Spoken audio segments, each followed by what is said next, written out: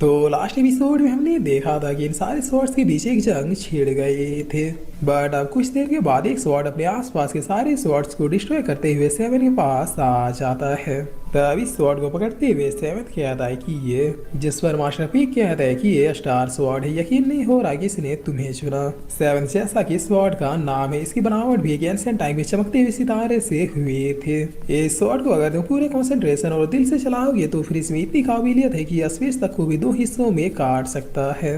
एक तरफ से मान लो ये खूबसूरत स्वॉर्ड एक तबाही का मंजर है। तब सेवन कहता है क्या वाकई में ये स्वॉर्ड ऐसा कर सकता है, मैं ट्राई करके देख सकता हूँ। जिस पर मास्टर पीक कहते हैं कि अभी नहीं कर पाओगे क्योंकि तुम ही बहुत ही ज्यादा वीक हो। बस एक बात हमेशा याद रखना, वेपन चाहे कैसा भी हो, दम चलाने वाले में होना चाहिए। वेल, अब मेरे पास स्वॉर्ड्स की जितनी भी टेक्निक्स है, धीरे धीरे एक एक करके मैं उन सबको तुम्हें दूंगा। अभी के लिए फिलहाल मैं तुम्हें एक टेक्निक देता हूँ जिसका नाम वन स्वॉर्ड है। चलो अब इस टेक्निक को तुम तब तक प्रैक्टिस करो जब तक तुम इसे सीखना जाओ। तब सीन चेंज होता है और हमें 5 घंटों के बाद का सीन दिखाया जाता है, जहां सेवन ने इन घंटों की मेहनत से इस स्वॉर्ड में अपना बेसिक पकड़ मजबूत कर लिया था। जिस पर मास्टर पीक कहता है कि मेरे ख्याल से तुमने लगभग इस टेक्निक को सीख लिया है। चलो अब पूरे कंसंट्रेशन से उन बादलों में छिपे चांद पर निशाना लगाओ। तब सेवन भी यस मास्टर कहते हुए इस टेक्निक को चांद की तरफ कर देता है।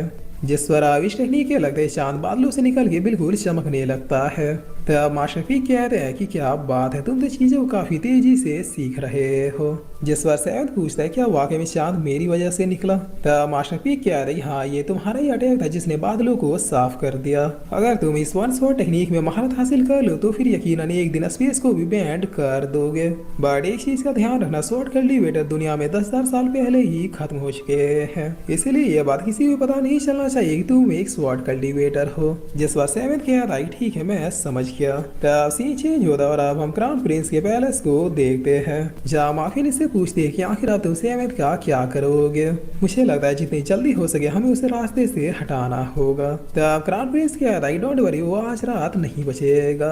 मैं चाहता हूँ सेवन को सिर्फ रॉयल पैलेस से हटा देने से काम नहीं होने वाला, वो जिद्दी है, बदला लेने वापिस जरूर आएगा। जिस पर माफिन खुश होते हुए कहते हैं कि तुम हमेशा ही 2 कदम आगे की सोचते हो, क्या हमें सुबह होते होते गुड न्यूज मिल जाएगा। तब क्राउन प्रिंस भी यस कहता है। जिस पर मार्क्विन कहते हैं देखो अचानक चांद भी कितना चमकने लगा, लगता है ये इशारा है कि तुम्हारी बात सच होने वाली है। तब क्राउन प्रिंस कहता है चलो फिर इस रात को सेलिब्रेट करते हैं, ऐसी चांदनी रात बार बार देखने को नहीं मिलती।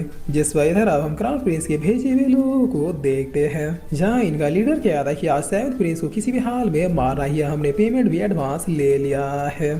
तब पीछे का आदमी कहता है ब्रदर, आखिर उस बगैर कल्टीवेशन वाले प्रिंस को निपटाने के लिए हम लोग इतने सारे क्यों जा रहे हैं, हम में से तो कोई एक भी जाके उसका काम तमाम कर सकता था। जिस पर ये आदमी कहता है कि ज्यादा झंडू बाम मत बनो। तब ये लोग अब सेवंथ प्रिंस के कमरे के बाहर पहुंच जाते हैं, जहाँ सेवंथ अंदर मेडिटेट कर रहा था। जिस पर ये आदमी कहता है कि जब वो कल्टीवेट कर ही नहीं सकता तो फिर ध्यान से क्यों बैठा है, कहीं ऐसा तो नहीं किसी कल्टीवेशन आती हो, बस ये किसी को बता नहीं रहा। तब ये लीडर कहता है कि बकवास बंद करो, जाओ मारो से। जिस पर इतना सुनते ये लोग सेवंथ को मारने के लिए बढ़ जाते हैं, लेकिन तभी सेवंथ आंखें खोलते हुए तुरंत ही अपने स्वॉर्ड को निकाल के इन सबका गला रेत देता है। तब इस नजारे को देख इस लीडर की फट के फ्लावर हो जाती है और ये खुद से कहता है कि इसकी माँ का ये मेरी आंखें क्या देख रही है, इसने तो ऐसे लाशें बिछाया जैसे घर में कोई चटाई बिछाता हो। तब सेवंथ कहता है कि सामने आओ। जिस पर ये लीडर भी बाकी लोग साथ अंदर आ जाता है और आते हुए पूछता है कि ये तुम्हारा स्वॉर्ड चमक क्यों रहा है। तब सेवंथ कहता है क्योंकि मेरा मार्शल सोल यही है। जिस पर इतना सुनते ये लोग यहाँ से भागते हुए कहते हैं कि दिल्ली से पहले रुकना नहीं है, आज अगर जिंदा बचे तो फिर सबसे पहले उस क्राउन प्रिंस का ही जाके बांस करना है। तब सेवंथ कहता है कि वो तो तुम्हें क्राउन प्रिंस ने भेजा था और इतना कहते ही सेवंथ वन शॉट टेक्निक का यूज करते हुए एक ही स्लाइस में सबको निपटा देता है। जिस पर अब सीन चेंज होता है और हमें सुबह का सीन दिखाया जाता है, जहाँ मार्क्विन के फादर मार्क्विन से कह रहे थे कि आखिर तुमने ये क्या कर दिया, गधी की बच्ची तुम चाहती हो, इसके लिए तुम पूरी लाइफ पछताओगी। तब मार्क्विन के आदि पिताजी शायद अब अच्छे से समझ नहीं पाए, क्राउन प्रिंस के सामने सेवंथ प्रिंस कुछ भी नहीं है। जिस पर एल्डर माओ कहते हैं कि खामोश हो जाओ, तुम्हें क्या लगता है सेवंथ प्रिंस कोई मामूली बंदा है, आखिर तुम जानती क्या उसके बारे में, उसने बगैर कल्टीवेशन के कितनी लड़ाइयाँ जीती है। तब मार्क्विन कह रही कि वो अपने कल्टीवेशन को अवेक नहीं कर पा रहा, लड़ाइयाँ क्या खाक जीतेगा।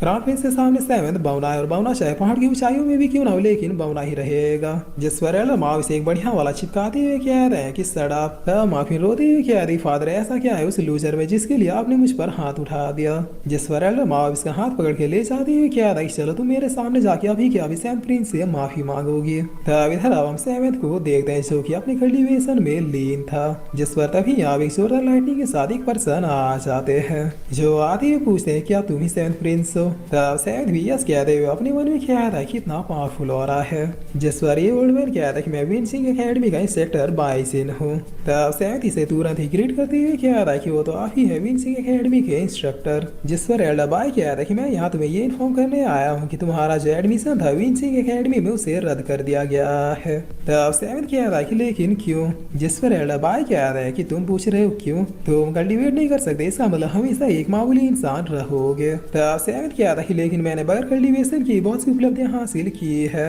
आप चाहे तो अभी कभी मेरा टेस्ट ले सकते हैं। जिस पर तभी मार्विन यहाँ पर आके हंसते हुए कह रही कि देख लीजिए पिताजी इस लूजर की औकात क्या है, इसे तो विंसिंग एकेडमी वाले भी अपने सेक्ट में नहीं ले रहे। तब एल्डर माओ काफी गुस्से में कहते हैं कि चुप रहो तुम, और फिर ये सेवेंथ को ग्रीट करते हुए कहता है कि मेरी बेटी नादान है और मैं चाहता हूँ कि इसने जो किया है वो आसानी से माफ करने के लायक नहीं है, मगर एक बेटी का बाप होने के नाते मैं पूरी शर्मिंदगी के साथ अपनी बेटी के गुनाहों के लिए माफी मांगता हूँ। तब माफिन कह रही कि मैं यहाँ पर कोई माफी मांगने नहीं आई और ना ही मुझे किसी बात का रिग्रेट है, तुम एक लूजर और हमेशा लूजर ही रहोगे। जिस पर एल्डर बाय कह रहा है कि यही दुनिया का उसूल है, चमकते सूरज को हर कोई सलाम करता है, बट नाकामी में सबसे पहले वही लोग तुम्हारे मुंह पे थूकेंगे जो पहले तुम्हारे साथ थे। सेवेंथ प्रिंस ये तुम्हारी गलती है, तुम पावरफुल नहीं हो सके और ये सब तुम्हें झेलना पड़ रहा है। और इतना क्या कि एल्डर बाय यहाँ से निकल जाते हैं और चाहते हैं कि इसका जो स्पॉट खाली रह गया उसके लिए किसी टैलेंटेड डिसाइपल को ढूंढना होगा।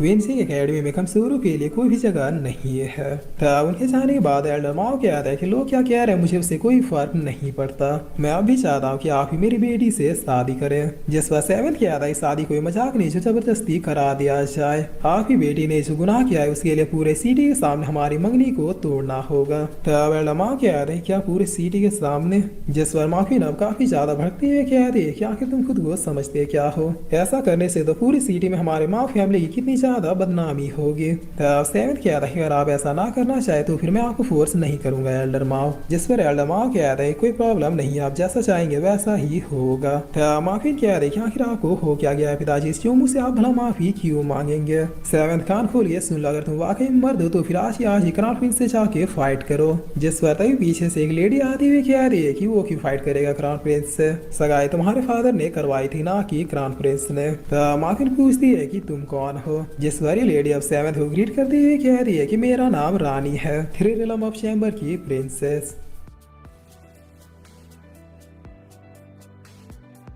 और फिर इसी के साथ ही एपिसोड यहीं पे खत्म होता है।